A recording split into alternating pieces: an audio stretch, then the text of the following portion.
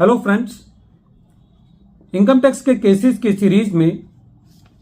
आज जो इशू हम डिस्कस करेंगे वो पेनल्टी प्रोसीडिंग्स को लेकर के है। कई बार असेसमेंट प्रोसीडिंग्स के बाद जब पेनल्टी प्रोसीडिंग्स इनिशिएट की जाती है और फिर उसके बाद पेनल्टी इंपोज की जाती है, तो जो नोटिसेस असेसी को पेनल्टी के लिए इशू किए जाते हैं उन नोटिसेस के अंदर या शो कॉज नोटिस जब असेसी को दिया जाता है तो उस शो कॉज नोटिस में यह चीज मेंशन नहीं की जाती कि असेसी के ऊपर जो पेनल्टी है वो किस क्राइम के लिए, किस गुनाह के लिए लगाई जा रही है। उदाहरण के तौर पर सेक्शन 270A के अंदर अंडर रिपोर्टिंग और मिस रिपोर्टिंग के लिए पेनल्टी लगाई जाती है, लेकिन जब नोटिस दिया जाता है सेक्शन 274 के अंदर तो नोटिस के अंदर यह चीज क्लियर नहीं होती कि वो अंडर रिपोर्टिंग के लिए है या मिस रिपोर्टिंग के लिए है या अंडर रिपोर्टिंग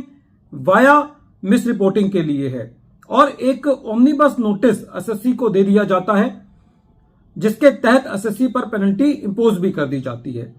तो काफी सारे जजमेंट्स ट्रिब्यूनल्स के और हाई कोर्ट्स के हैं जो कि ये कहते हैं कि यदि आपने पर्टिकुलर लिम स्पेसिफाई नहीं किया है तो असेसी के ऊपर जो पेनल्टी का ऑर्डर पास किया गया है वो एक वैलिड ऑर्डर नहीं है। इसी श्रृंखला में दिल्ली ITAT ने अपने एक केस जैना marketing and associates versus deputy commissioner of income tax जो कि 120 ITR पेज नंबर 154 पर रिपोर्ट हुआ और जिसका जजमेंट 20 मार्च 2024 को आया, उसमें यह कहा कि यदि असेसी के ऊपर कोई पेनल्टी लगाई जाती है तो जो शोकॉज नोटिस असेसी को दिया जाता है उस शोकॉज नोटिस के अंदर यह जरूर स्पेसिफाई किया जाना चाहिए कि असेसी पर सेक्शन के किस लिम के अंदर पेनल्टी लगाई जा रही है। इस केस के फैक्ट्स इस तरीके से हैं। इस केस के अंदर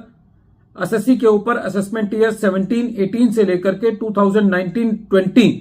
के असेसमेंट ईयर्स में पेनल्टी लगाई गई। यह पेनल्टी सेक्शन 270A के अंदर लगाई गई जो कि अंडर रिपोर्टिंग और मिस रिपोर्टिंग की बात करता है, और सेक्शन 271AA B के तहत लगाई गई जो कि पेनल्टी इन सर्च केसेस के बारे में बात करता है।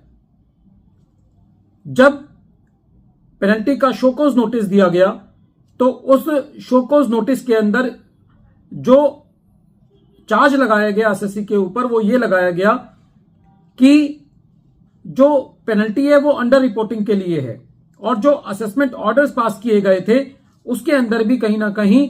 असेसिंग ऑफिसर ने यह बात कही थी कि असेसी ने अपनी इनकम की अंडर रिपोर्टिंग की है। लेकिन जब फाइनली पेनल्टी ऑर्डर पास किए गए तो वो मिस रिपोर्टिंग के लिए थे और 200% पर असेसी की पेनल्टी लगाई गई। असेसी जब इन पेनल्टी ऑर्डर्स के अगेंस्ट CIT अपील के पास गया तो CIT अपील ने भी उन पेनल्टी ऑर्डर्स को अपील रखा, और जब मैटर ट्रिब्यूनल में गया तो ट्रिब्यूनल का यह कहना था कि प्रेजेंट केस के अंदर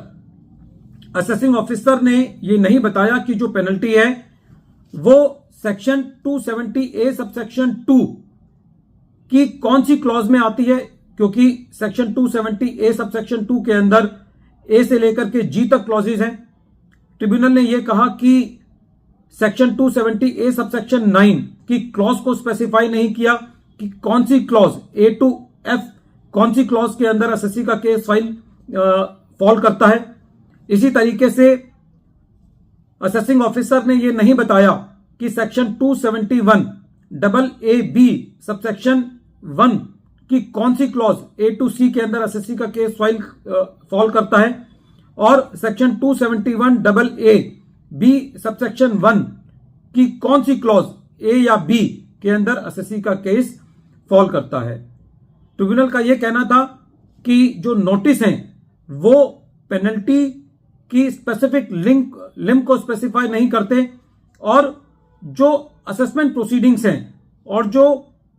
पेनल्टी प्रोसीडिंग्स हैं वो डिफरेंट फुटिंग्स पर फॉल करती हैं, और असेसी से ये एक्सपेक्ट नहीं किया जा सकता कि वो ये प्रेज्यूम कर ले कि जो असेसमेंट ऑर्डर्स के अंदर जो चार्ज लगाया गया है वही चार्ज असेसी का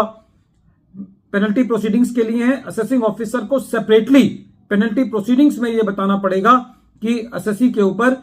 किस स्पेसिफिक लिम के अंदर, किस सेक्शन के स्पेसिफिक लिम के अंदर एसएससी के ऊपर असेसिंग ऑफिसर पेनल्टी लगाने जा रहा है, और शो कॉज नोटिस के अंदर उसको स्पेसिफाई करना होगा। यदि असेसिंग ऑफिसर इस चीज को नहीं करता तो जो पेनल्टी है वो बैड इन लॉ है।